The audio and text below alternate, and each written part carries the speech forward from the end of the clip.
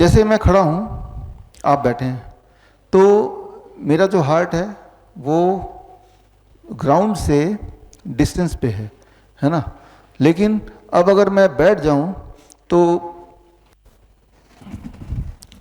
मेरा heart ground से करीब आ गया, लेट जाऊंगा तो बिल्कुल ग्राउंड के पास ही आ गया। तो जितना आपका हार्ट ग्राउंड से के पास होता है उतना आपको आराम मिलता है, उतना हार्ट को कम काम करना पड़ता है ना। इसीलिए जब खड़े खड़े थक जाता है बोलता है बैठना है, आराम मिल गया। बैठे बैठे थक गए बोलते हैं लेटना है और आराम मिल गया।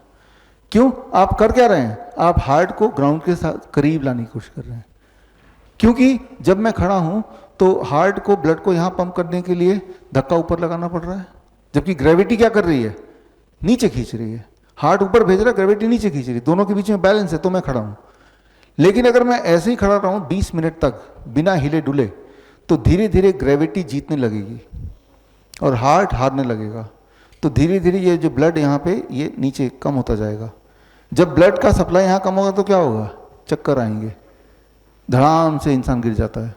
बचपन में याद कीजिए, स्कूल के असेंबली में ऐसा होता है ना, बच्चे ऐसे खड़े हैं और धड़ाम से गिरते हैं असेंबली में। लोग क्या बोलते हैं? धूप ज़्यादा है, कुछ खाया नहीं होगा, कमजोरी है, यही सब बोलते हैं ना, राइट। लेकिन गिरता कौन है? गिरता वो बच्चा है जो टीचर की बात मान के ऐसे खड़ा रहता है।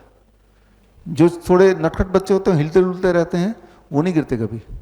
क्योंकि जब आप हिलते डुलते रहते हैं, जैसे मैं अभी हिल डुल रहा हूँ, तो यहाँ पे एक और हार्ट है, सेकेंड हार्ट, काफ मसल। ये calf muscle aids the heart to pump the blood up. लेकिन वो तभी होगा ना जब मैं हिलूंगा डुलूंगा, राइट। अगर मैं खड़ा रहूंगा, एक दिन एक्सपेरिमेंट कीजिए, ऐसे खड़े रहिए 20 मिनट तक, मोस्ट लाइकली चक्कर आने लगेंगे। क्यों? क्योंकि आपका ग्रेविटी जीत रहा है, ब्लड नीचे आ रहा है।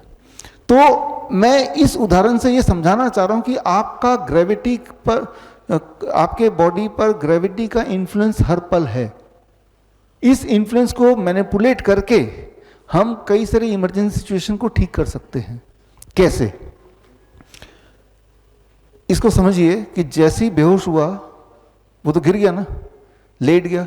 लेटते ही उसका हार्ट, उसका ब्रेन, बॉडी का सारा पार्ट एक ही लेवल पे आ गया। अब दोबारा से सर्कुलेशन स्टार्ट हो गया ठीक से, ब्लड पहुंच गया ठीक से, तो 2-3 मिनट के अंदर होश आ गया उसको। लेकिन उस 2-3 मिनट में आप सब क्या करेंगे? पैनिक करके कोई पानी छिड़केगा, कोई मंत्र पड़ेगा, कोई झाड़ फूक करेगा, उसे तो उठ ही जाना है।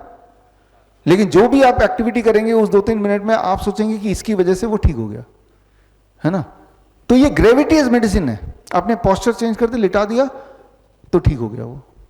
क्यों? क्योंकि heart is at the same level as the head. अब हार्ट को उतनी ताकत लगानी नहीं पड़ती, सर्कुलेशन रिस्टोर हो गया। तो पोस्चर को बदल के बड़ी से बड़ी बीमारी का आसान से आसान इलाज घर बैठे ही हो सकता है। अधिक जानकारी के लिए कांटेक्ट करें नियरेस्ट डॉक्टर BRC clinic@home।